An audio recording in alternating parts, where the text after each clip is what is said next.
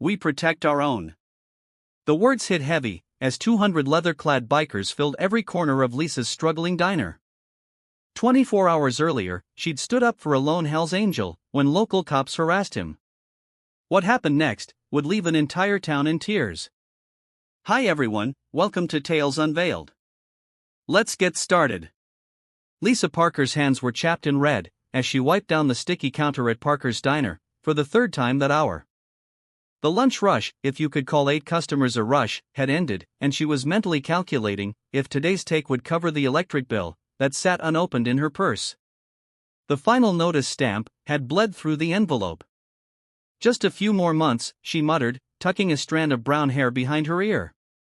It was the same empty promise she'd been making herself for 18 months now. Ever since her father's massive stroke had put him in a care facility, and her in charge of the family diner.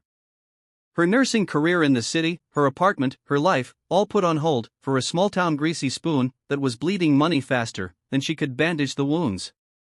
The ancient ceiling fan spun lazily overhead, barely moving the humid summer air. Outside, Millfield's Main Street was quiet, as it always was these days, since the factory had cut the third shift. The bank had foreclosed on 3 businesses already this year. Some days, Lisa wondered if Parker's diner would be next. The bell above the door jingled. That cheerful little sound her father had always loved, and Lisa glanced up. Her stomach tightened instantly. A mountain of a man, dressed in worn leather, pushed through the doorway. His weathered face was half hidden behind a wild gray beard that looked like it had seen dust from 1,000 highways. Faded tattoos crawled up his thick forearms like illustrated stories of a hard life, disappearing beneath rolled-up sleeves. But it was the patch on his vest that made the room go still. The unmistakable death's head insignia of the Hells Angels. The handful of remaining customers froze. Old Mrs. Patterson actually clutched her pearls. The Simmons brothers stopped mid-bite, forks hovering in the air. Even the radio seemed to hit a moment of static.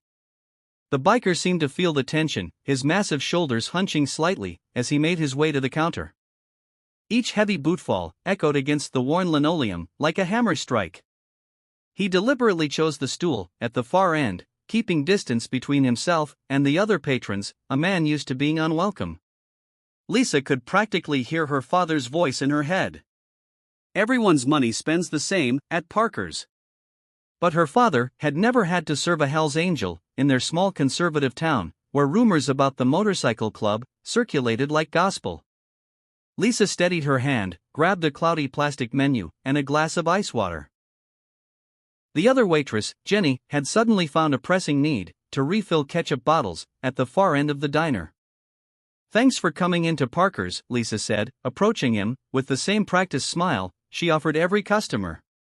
"Today's special is meatloaf, with mashed potatoes, made it fresh this morning." The biker looked up, and Lisa was struck by his eyes, pale blue and bloodshot, like he hadn't slept in days. Against that hard face, those leather-creased features, his eyes seemed to belong to another man entirely. "Coffee," he said, his voice surprisingly gentle, almost soft. "Black as you can make it, and whatever's fastest from the kitchen, been on the road since before sunup." As Lisa poured his coffee from the ancient percolator, she noticed his hands, huge, callous things that seemed built for violence, but there was a slight tremble to them as he reached for the mug. His knuckles were scraped raw, and a thin hospital bracelet was partially hidden beneath his leather cuff. Behind the exhaustion in his eyes, Lisa recognized something else, a bone-deep sadness she'd seen too many times during her nursing rotations in the oncology ward. It was the look of someone keeping vigil. "Long ride ahead of you still?" she asked, keeping her voice casual, the way her father had always chatted with strangers. His massive hands wrapped around the coffee mug like it was something precious, drawing warmth from the chipped ceramic. He took a long pull before answering. "Heading back to Riverside Hospital," he said finally, each word deliberate, like speaking was an effort. "My daughter." Something seemed to catch in his throat. He stared down at his coffee, his knuckles whitening around the mug. "My daughter," he repeated, but couldn't seem to finish the thought. Lisa felt something shift inside her. Not pity. This man wouldn't want pity, but a familiar ache of recognition. Not a Hell's Angel, in that moment. Just a worried father. "I'll get that order in right away," she said, her voice softening. "Toast and eggs work?" "Fastest thing on the menu. 6 minutes tops." He nodded, the relief evident, as his shoulders relaxed slightly. Maybe it was the promise of food, or maybe just that she hadn't asked him to explain further. As Lisa turned to place the order, she felt the stares from the remaining customers. Mrs. Patterson was whispering urgently to Mrs. Henderson, their gray heads bent together like conspirators. The Simmons brothers were openly glaring. Jenny was still finding those ketchup bottles absolutely fascinating. Small towns had long memories, and the Hells Angels had a reputation that preceded them. 20 years ago, a group of bikers had roared through Millfield, leaving broken windows at Thompson's grocery after an argument. Never mind that no one knew if they'd been Angels or some other club. In Millfield's collective memory, all bikers were guilty by association. The bell jingled again, and two of Millfield's police officers walked in. Officer Brennan and Officer Taylor. They were regulars, usually friendly enough, though Lisa had always found Brennan's swagger a bit much. They spotted the biker immediately, and Lisa saw Brennan nudge Taylor. They approached the counter, deliberately taking seats on either side of the man. Well, don't often see your kind in Millfield," Brennan said loudly, making no attempt to hide his hostility. "Just passing through, I hope." The biker kept his eyes on his coffee. "Just getting some food, officer." Lisa returned with a plate of eggs and toast, placing it in front of the biker. "Anything else I can get you?" Before he could answer, Officer Brennan spoke up. "How about checking this guy's ID, Lisa? Make sure he's not one of those Angels we've got bulletins about." The biker reached slowly into his pocket, but Brennan's hand moved to his holster. "Careful now." Lisa felt her temper rising. "He's a paying customer, Brennan. Just like you." "Not just like me," Brennan smirked. "His kind bring trouble. Drugs, violence." "My kind?" The biker looked up, for the first time, his voice still quiet, but with an edge. "You don't know the first thing about me, officer." Brennan leaned in closer. "I know that patch. I know what it means." The biker started to respond, but Taylor cut him off. "Maybe we should run your plates. See what comes up." Several other customers were watching now, some nodding in agreement with the officers, others looking uncomfortable. The biker put his fork down. "Look, I'm just trying to get some food before I visit my daughter at Riverside. His voice caught slightly. "She's not doing well." "Oh, I'm sure," Brennan laughed. The old sick family member excuse. Classic. Something in Lisa snapped. Maybe it was the memory of her father in his hospital bed. Or maybe it was just the basic human decency her parents had taught her. Either way, she'd had enough. "That's it," she said, her voice cutting through the tension. "You're done harassing my customers, Brennan." The diner went silent. No one spoke to Officer Brennan that way, especially not about how he handled suspicious individuals. "Excuse me?" Brennan turned his attention to Lisa, eyes narrowing. "You heard me. He came in for a meal. He's been nothing but polite, and you're treating him like a criminal." "You don't know who you're defending, Lisa," Taylor warned. "I'm defending a customer in my diner. And unless you have an actual reason to suspect him of something besides his clothing, I'd appreciate if you let him eat in peace." Brennan stood up, towering over Lisa. "Your dad would be real disappointed to see you taking sides against the law."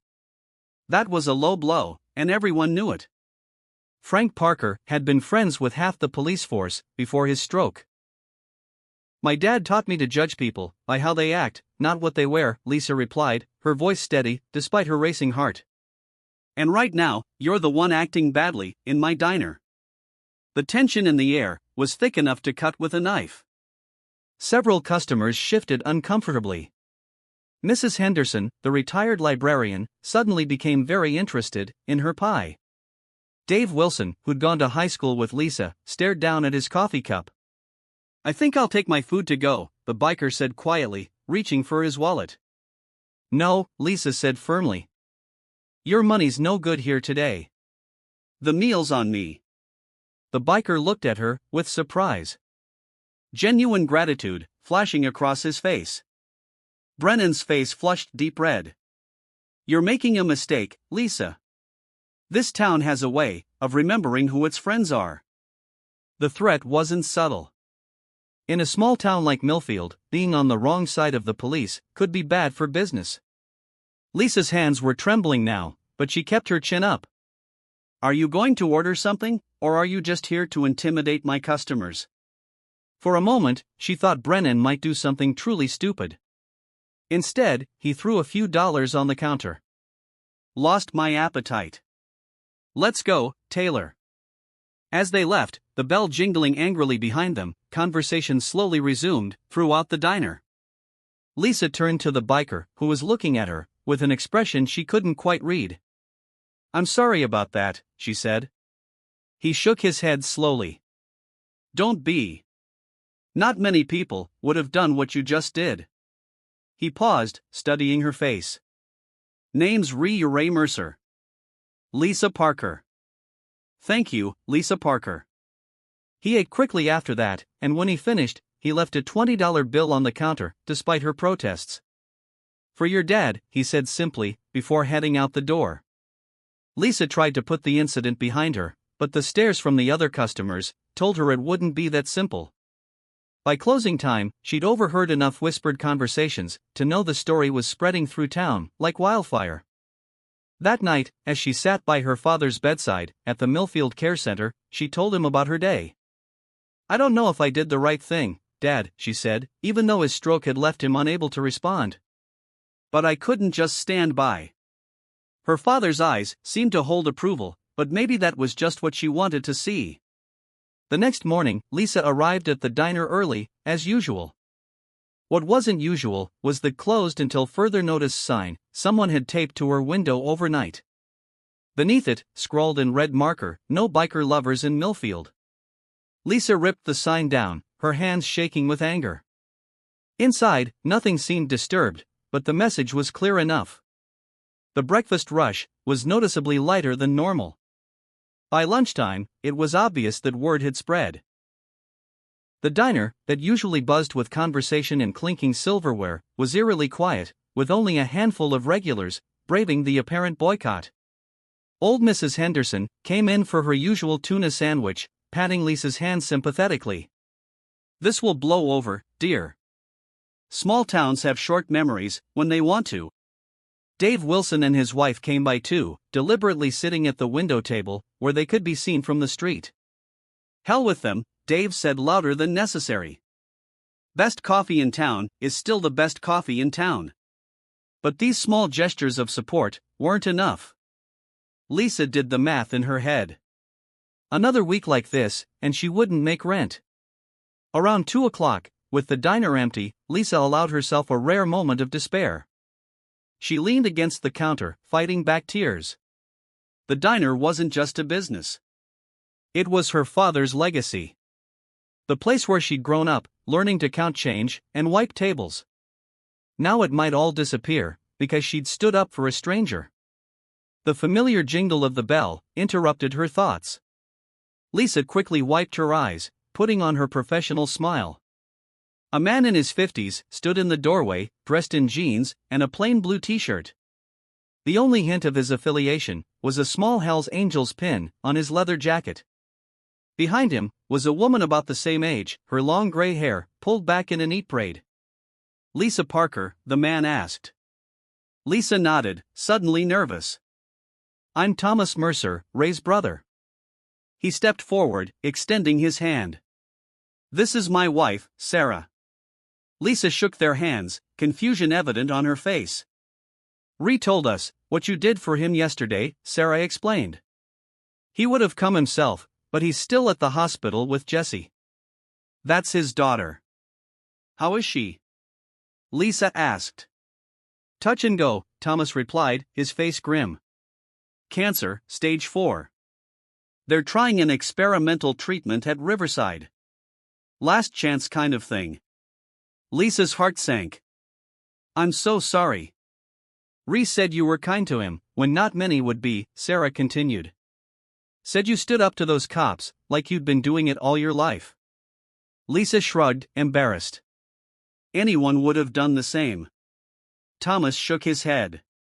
No, they wouldn't. And from the looks of this place, you're paying for it now. Lisa couldn't deny it. The empty tables spoke for themselves. We wanted to thank you properly, Sarah said, reaching into her purse. Ray said you mentioned your father was ill. I don't need money, Lisa said quickly, her pride flaring. Thomas held up his hands. Wouldn't dream of offering, but we thought, maybe we could send some business your way. Before Lisa could ask what he meant, the rumble of motorcycle engines filled the air. Not just one or two, but dozens, growing louder by the second. Lisa moved to the window, her eyes widening, as motorcycle after motorcycle appeared on the street outside her diner. They came from both directions, filling the street, then the parking lot, then spilling over to the vacant lot next door. There had to be at least 100, no, 200 bikers, men and women of all ages, most wearing Hells Angels colors or supportive patches. They dismounted in waves, removing helmets, stretching after what must have been a long ride. What? What is this? Lisa asked, her voice barely audible, above the rumble of idling engines. Thomas smiled. Ree reached out to some of the local chapters last night. Told them about a diner owner who showed him respect when he needed it most. Word travels fast in our community, but there must be over 200 people out there. 217 by my last count, Sarah corrected, with a smile. And they've all been writing since dawn. I imagine they're pretty hungry. As if on cue, the bell jingled, and the first group of bikers entered. They were polite, almost deferential, greeting Lisa with respect, before taking seats. Then more came in, filling every table, lining up at the counter, standing patiently, when there was nowhere left to sit. Lisa stood frozen for a moment, overwhelmed. A large man, with a full white beard, approached her. You must be Lisa. I'm Marcus, president of the Riverside chapter.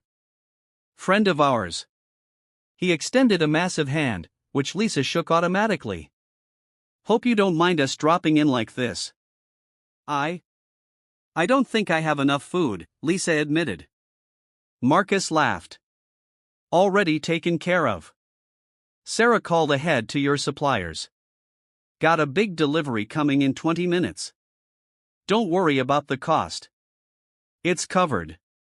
Lisa looked around in disbelief, as her diner, which had been a ghost town moments before, now buzzed with life. The bikers were ordering coffee, water, whatever she had ready, all paying in cash, all leaving generous tips. I don't understand, she said to Marcus. You did all this for me? Because of what happened with Ree. Marcus' expression grew serious. People see our patches and think they know who we are. Most times, they treat us like we're not even human. Ree was on his way to maybe say goodbye to his daughter, and those cops were giving him grief, just because of what he was wearing. He paused, looking around the diner. What you did, standing up for one of our brothers, when it wasn't the easy thing to do, that means something to us. Outside, the rumble of motorcycles continued, as more riders arrived. Across the street, Lisa could see people gathering on the sidewalk, watching in amazement. She even spotted Officer Taylor among them, radio in hand, looking utterly bewildered. The bell above the door jingled again, and Lisa turned to see a familiar face. Ray Mercer stood in the doorway, looking tired, but somehow lighter than he had the day before. Hope you don't mind me bringing a few friends, he said, with the ghost of a smile. Lisa laughed, the tension of the day finally breaking. I think I can squeeze them in. For the next few hours, Lisa and the two teenage waitresses she managed to call in worked harder than they ever had. The delivery arrived as promised, enough food to feed an army of hungry bikers. Every table was full, with customers rotating out, so new arrivals could eat. The cash register filled and had to be emptied twice. Word spread through town, and slowly, cautiously, some of the regular customers began to appear. They stood awkwardly at first, clearly intimidated by the sea of leather and tattoos, but the bikers made room, sharing tables, striking up conversations. Mrs. Henderson ended up deep in conversation with a biker grandmother about their shared love of quilting. Dave Wilson discovered that one of the writers was a fellow Vietnam veteran. The high school principal found himself discussing educational reform with a biker who turned out to be a community college professor on weekends. By sunset, the impromptu gathering had evolved into something like a community festival. Someone had brought out a portable grill to help with the overflow cooking. Music played from motorcycle stereos. Children from the neighborhood had ventured closer, fascinated by the gleaming bikes. In the midst of it all, Lisa found a moment to pull Rhea aside. "How's your daughter?" "Jessie, right?" Ray's face brightened. "Licensed, by the way, which is why I could make it today. Doctor called this morning. The treatment, it's working. Early days, but her numbers are better." His voice caught. "First good news we've had in months." Lisa impulsively hugged him. And after a moment of surprise, he hugged her back. "She wants to meet you," Rhea added, when they separated. "The woman who stood up for her old man. Told her you reminded me of her. Tough. Doesn't take any nonsense." "I'd like that," Lisa said, meaning it. As the evening wound down, Marcus called for everyone's attention. The diner fell silent, conversations pausing mid-sentence. "I want to thank Lisa Parker for her hospitality today," he announced, his deep voice carrying easily through the diner. "And I want to make something clear to everyone in Millfield. Parker's Diner is under the protection of the Hells Angels from this day forward." A cheer went up from the bikers. "Which means," Marcus continued, "we'll be making this a regular stop on our rides, and we'd take it as a personal affront if anyone in this town gave Miss Parker any trouble about who she chooses to serve in her establishment." He fixed his gaze on Officer Taylor, who had eventually ventured inside, and was now sitting uncomfortably in a corner booth. Taylor seemed to shrink under Marcus' stare. "Are we clear?" Marcus asked. Taylor nodded quickly. "Good." Marcus smiled, transforming his intimidating face. "Now, who's ready for pie? I hear Lisa's apple pie is the best in 3 counties. Another cheer, and the conversations resumed. Later that night, after the last of the bikers had departed, with promises to return soon, Lisa locked up the diner and counted the day's receipts. It was more money than she'd made in the past 2 weeks combined. But more than that, something had changed in the air of Millfield. She could feel it as she walked to her car. The town that had been ready to ostracize her that morning had been given a glimpse behind the leather and patches, had seen the humanity in people they'd been taught to fear.